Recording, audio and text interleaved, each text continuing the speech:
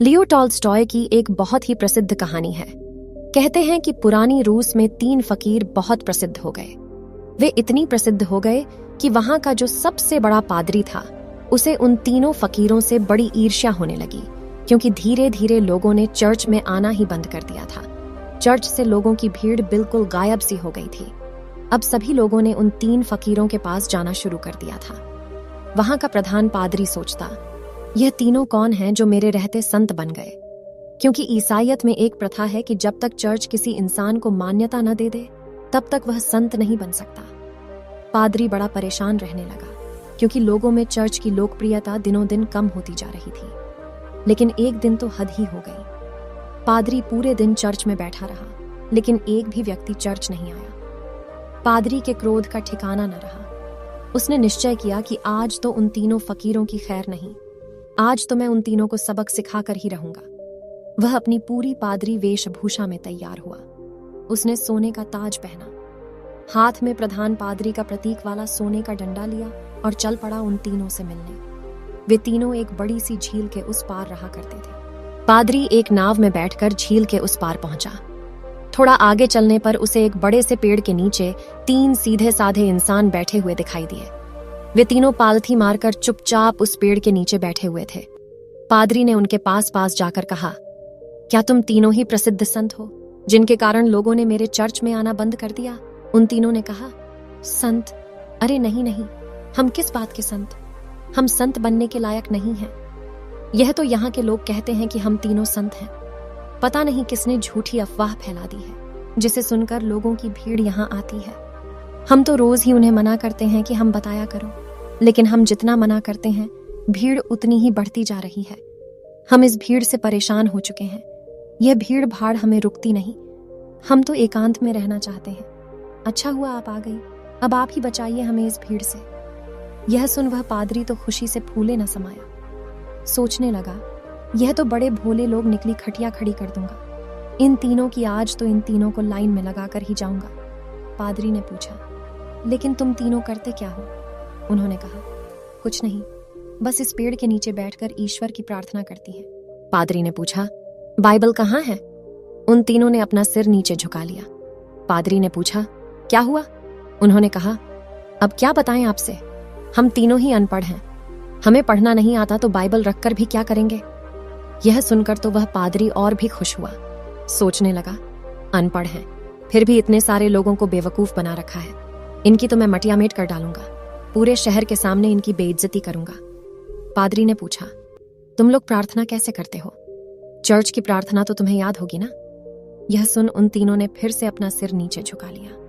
पादरी ने पूछा, अब क्या हुआ? तुम लोगों ने फिर से अपना सिर नीचे क्यों झुका लिया? उन्होंने कहा, क्या बताएं, बड़ी लज्जा आ रही आपसे बताते हुए कि हमें प्रार्थना भी नहीं आती। पादरी ने आश्चर्य से कहा, क्या तुम्हें प्रार्थना भी नहीं आती? उन तीनों ने ना में अपना सिर हिला दिया। पादरी ने कहा कि तुम तीनों प्रार्थना करते कैसे हो? उन्होंने कहा, आपके चर्च की प्रार्थना तो बड़ी लंबी चौड़ी है। हम अनपढ़ गवाहों को याद ही ना हो पाई, और फिर गलत पढ़ने का कोई मतलब भी नहीं है।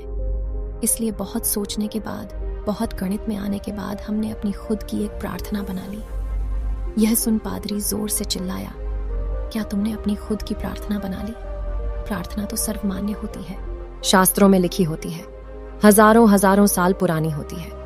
जीसस को तो प्रार्थना खुद परमात्मा ने सिखाई थी, लेकिन तुम लोगों ने अपनी खुद की प्रार्थना बना ली। उन्होंने कहा, हमसे बहुत बड़ी गलती हो गई, हमें माफ करें। हम अनपढ़ गंवार इंसान हैं, हमें कुछ नहीं पता। अब आप हमें जो प्रार्थना सिखाएंगे, हम वही प्रार्थना आज से करेंगे। हम आपके पैर पड़ते हैं, हमसे बहुत बड़ी गलती हो गई, हमें क्षमा करें और आप हमें अपनी वाली प्रार्थना सिखाएं। लेकिन पादरी के मन में भी जिज्ञासा जागी कि देखूं तो उन्होंने कौन सी प्रार्थना बनाई है। पादरी ने कहा, पहले तुम लोग मुझे अपनी प्रार्थना सुनाओ। उन्होंने कहा, नहीं महाराज, हम लोगों की प्रार्थना का कोई मतलब नहीं। आप हमें शर्मिंदा न करें, आप हमें अपनी वाली प्रार्थना सिखाएं। लेकिन पादरी नहीं माना। इसलिए पादरी के बार बार कहने पर आखिर में वह अपनी प्रार्थना सुनाने के लिए राजी हो गए। उन्होंने कहा, हमने बहुत सोचा, बहुत विचार किया, लेकिन हमें कोई प्रार्थना न सूझी।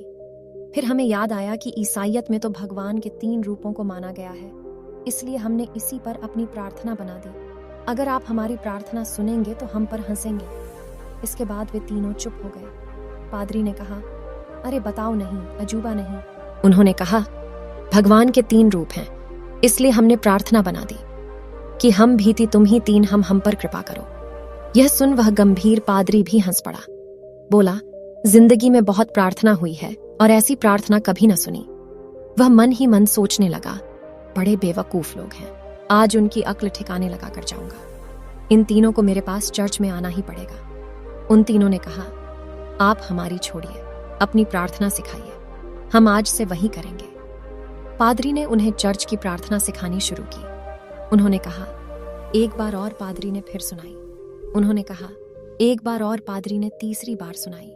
उन्होंने कहा, एक बार और, कहीं भूल न जाए। पादरी ने फिर सुनाई। उन्होंने कहा, एक आखिरी बार। और पादरी ने कहा, घबराओ मत, कभी कभी चर्च भी आया करो, धीरे धीरे तुम लोगों की जिंदगी भरने लगेगी और अगर रोज आओगे तो यह प्रार्थना भी सीख जाओगे। उन्होंने कहा, जी, जैसी आपकी आज्ञा। पादरी बड़ा खुश हुआ। उसने कहा, तुम लोग डरना मत, चर्च आओ, मैं तुम्हें माफ कर दूंगा और लोगों से भी माफ करवा दूंगा। उन्होंने कहा, आपका बहुत बहुत धन्यवाद, आप बड़े महान इंसान हैं। पादरी ने सोचा, चलो एक झंझट होती है, इन मूर्खों को तो लाइन पे ले आया। वह अपनी नाव पर बैठकर वापस जाने लगा। नाव अभी झील के बीचों बीच पहुंची ही थी कि पीछे से कुछ लोगों के चिल्लाने की आवाज आई। पादरी और मोची ने पीछे मुड़कर देखा तो उनकी आंखें फटी की फटी रह गईं। वे तीनों पादरी को पुकारते हुए झील के पानी पर दौड़ती हुई चली आ रही थीं। वे तीनों पानी पर ऐसे दौड़ रही थीं मानो कोई जमीन पर दौड़ रहा हो। यह देखकर 2 पादरी के हाथ से वह सोने का डंडा छूटकर वहीं नाव पर गिर गया। यह चमत्कार तो आज तक केवल जीसस नहीं करके दिखाया था। वे तीनों भागती हुई नाव के किनारे आकर खड़ी हो गई और पादरी से कहने लगी, आपको प्रार्थना हमें एक बार और सुना दी, हम उसे भूल रहे हैं। वह कहता है ऐसी शुरू होती है, यह कहता है ऐसी शुरू होती है, मैं कहता हूं ऐसे शुरू होती हैं। हम तीनों में बहस शुरू हो चुकी है। अब हम बहस करें या प्रार्थना करें, इसलिए आप हमें वह प्रार्थना एक बार और सुना दी। पादरी ने तो झुककर उनके पैर पकड़ लिए और कहने लगा, अब तक जो भी बताया है, जो कुछ भी कहा है, सब कुछ भूल जाओ। तुम्हारी प्रार्थना जीती और मेरी हारी। तुम्हारी प्रार्थना ही श्रेष्ठ है क्योंकि वह सुन ली गई है।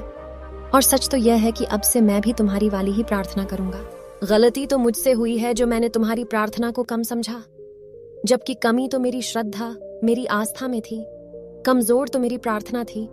इसलिए आप लोग मुझे क्षमा करें, बड़ा उपकार होगा।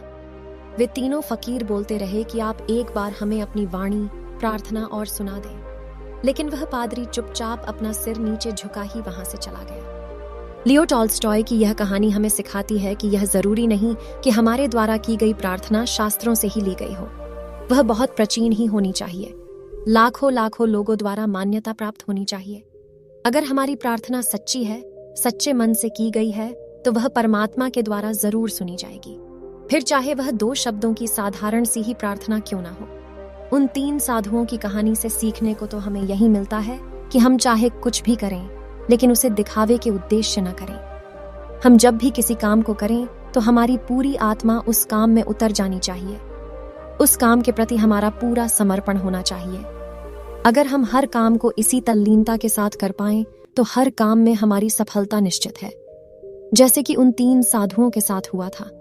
उन्होंने अपनी प्रार्थना को इतने समर्पण भाव के साथ किया था कि प्रार्थना उन्होंने नहीं, उनकी आत्मा ने की थी। फिर उनकी प्रार्थना इतनी सच्ची हो गई कि ईश्वर भी उनकी प्रार्थना को सुने बिना न रह सका।